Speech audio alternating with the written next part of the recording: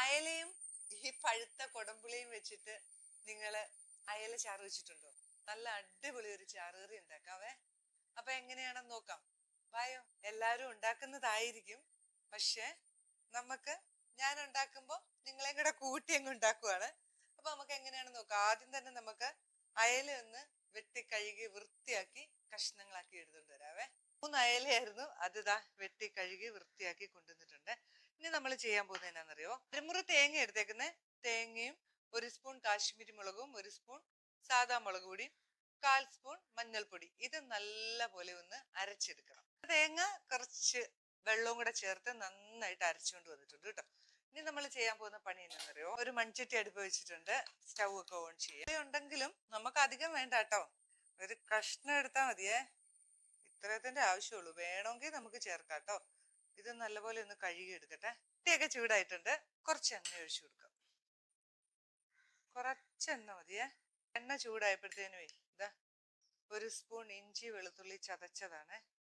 3 അയലയല്ലേ ഉള്ളൂ, കുറച്ചല്ലേ ഉള്ളൂ, ഇത്രയും മതി.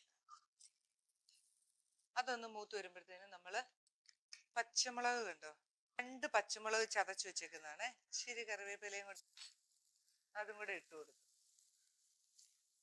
പച്ചമുളകും നമ്മുടെ ഇഞ്ചിയും വെളുത്തുള്ളിയും എല്ലാം റെഡി ആകുന്ന സമയത്ത് ചെറിയ ഉള്ളി ചതച്ച് വെച്ചേക്കുന്നതാണ്.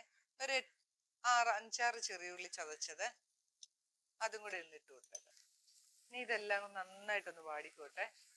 വേണമെങ്കിൽ കറിവേപ്പില കുറവാന്ന് തോന്നുവാണെങ്കിൽ 2 തണ്ട് കറിവേപ്പിലയും കൂടെ ഇട്ടോ, കുഴപ്പമില്ല.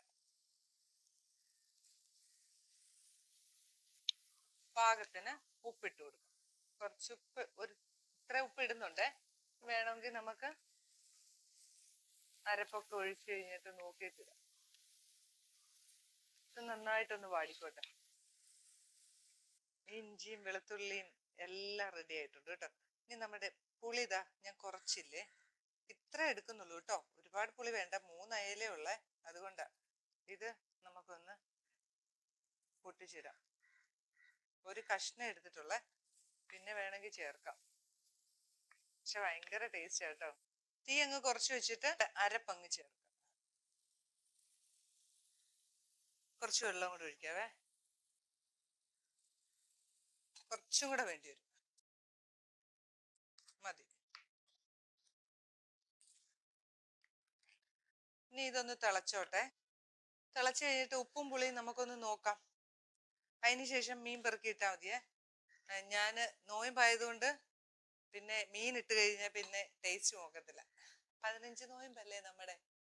അപ്പൊ അതുകൊണ്ടാണ് ഞാൻ പിന്നെ എല്ലാം ആക്കി ഉപ്പും പുളിയെല്ലാം നോക്കിയതിന് ശേഷം കഷ്ണവും കൂടെ ഇട്ട് കഴിഞ്ഞാൽ പിന്നെ നമുക്ക് ഏകദേശം അറിയാലോ. അതുകൊണ്ടാണ് അങ്ങനെ ചെയ്യുന്നത്. കറി തിളച്ചോന്ന് നോക്കാം. ഇതാ അരപ്പൊക്കെ നന്നായിട്ട് തിളച്ചിട്ടുണ്ട്. ഇച്ചിരി കൂടെ പുളി ഇടാം. ലേശവും കൂടെ പുളി ഇടാം കേട്ടോ. പുളി കുറവാന്ന് തോന്നുന്നേ. ഇനിയിപ്പൊ കറി വെന്ത് കഴിയുമ്പോ ആകുമോന്ന് അറിയത്തില്ല. എന്നാലും നമുക്ക് ഇപ്പം നോക്കി ചെയ്യാം. കുറച്ച് ഉപ്പും കൂടെ വേണം. ഇപ്പൊ പുളി ആവുന്നുണ്ട്.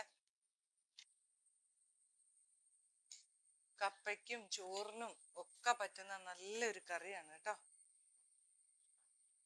ഗ്രേവിക്ക് ഉപ്പും പുളിയൊക്കെ ഉണ്ട്. ഇച്ചിരി മുന്നോട്ട് നിൽക്കണം കേട്ടോ, കഷ്ണത്തെ പിടിക്കണ്ടേ. ഇനി നമുക്ക് അയല കഷ്ണം എല്ലാം ഒന്ന് പെറുക്കിയിട്ടേക്കാം.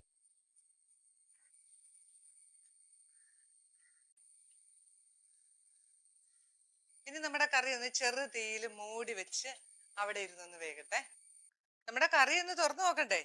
ഇതാ കണ്ടോ, എല്ലാം നല്ല പോലെ വെന്ത് വരുന്നുണ്ട്. ആയിട്ടല്ല, ഇച്ചിരി കൂടെ ചെറുതായിട്ട് നടുക്കൊന്ന് തവി വെച്ചിട്ട് ഒന്ന് പൊടിഞ്ഞു പോരുതേ, ഒന്ന് വെറുതെ ചെറുതായിട്ടൊന്ന് ഈ നടുക്ക് വന്നിട്ട് ഒന്ന് ഇളക്കി വിട്ടാൽ മതി. ഇല്ലെങ്കിൽ ഒന്ന് ചുറ്റിച്ചാൽ മതിയേ. ഇനി ഇത് ഒന്നും കൂടെ മൂടി വെച്ച് കുറച്ചും കൂടെ ഒന്ന് ആയിക്കോട്ടെ. ആ സമയത്ത് നമുക്ക് ഒരു ചെറിയ പാൻ അടുപ്പ് വെച്ചിട്ട് ശരി കടുകും കൂടെ ഒന്ന് താളിച്ചൊഴിക്കാം. പാൻ ചൂടായിട്ടുണ്ട്. കുറച്ച് വെളിച്ചെണ്ണ ഒഴിച്ചു കൊടുക്കാം കേട്ടോ, കുറച്ച് മതി.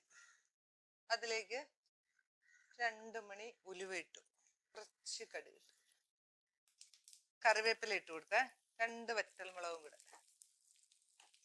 സ്റ്റൗ അങ്ങ് ഓഫ് ചെയ്തേക്കാം. അപ്പൊ നമ്മുടെ കറി ഇവിടെ റെഡി ആയിട്ടുണ്ട് കേട്ടോ. എണ്ണയൊക്കെ തെളിഞ്ഞ് അയല വെന്തിട്ടുണ്ട്. ഉലുവ താളിച്ചത് അങ്ങോട്ട് ഒഴിച്ചു കൊടുത്തു. അങ്ങനെ നമ്മുടെ അയല പച്ചക്കൊടമ്പുളി എന്ന് പറഞ്ഞാൽ ഉണങ്ങാത്ത കൊടമ്പുളി ഇട്ട അയലക്കറി ഇവിടെ റെഡി ആയിട്ടുണ്ട്. നല്ല അടിപൊളി ടേസ്റ്റ് ആണ് കേട്ടോ. ഇതിനു മുമ്പേ ഞാൻ എപ്പോഴും ഉണ്ടാക്കുന്നതാണ്. ഈ പുളിയുടെ സീസണിലെ, ഇപ്പൊ പുളിയുടെ സീസണിലാണല്ലോ, അപ്പൊ നമ്മൾ ഉണ്ടാക്കാറുണ്ട്. അത് വെച്ച് ഞാൻ ചമ്മന്തി അരയ്ക്കാറുണ്ട്. നല്ല ടേസ്റ്റാണ്. അപ്പം ഇത് എല്ലാവരും ഒന്ന് ഉണ്ടാക്കി നോക്കുക. മിക്ക വീടുകളിലും ഉണ്ടാക്കുന്നതായിരിക്കും, പുളിയൊക്കെ ഉള്ള വീടുകളിൽ. ഇല്ലാത്തവര് എവിടെന്നെങ്കിലും ഒരു കഷ്ണം പുളി കിട്ടിയാൽ ഒന്ന് ഉണ്ടാക്കി നോക്കൂ കേട്ടോ. നല്ല രസം. ഇതിപ്പോ അയല വേണമെന്ന് നിർബന്ധമൊന്നുമില്ല, ഏത് മീനിന്റെ കൂടെയും ഉപയോഗിക്കാം. ചപ്പാത്തിക്കോ അല്ലെങ്കിൽ പത്തിരിക്കോ അല്ലെ ചോറിന് കപ്പയ്ക്കോ ഒക്കെ പറ്റുന്ന നല്ലൊരു സൂപ്പർ കറിയാണ്. എല്ലാരും ഉണ്ടാക്കി നോക്കിയിട്ട് അഭിപ്രായം പറയണം കേട്ടോ. അപ്പൊ പുതിയൊരു വീഡിയോ ആയിട്ട് ഞാൻ വരുന്നതായിരിക്കും. ബൈ.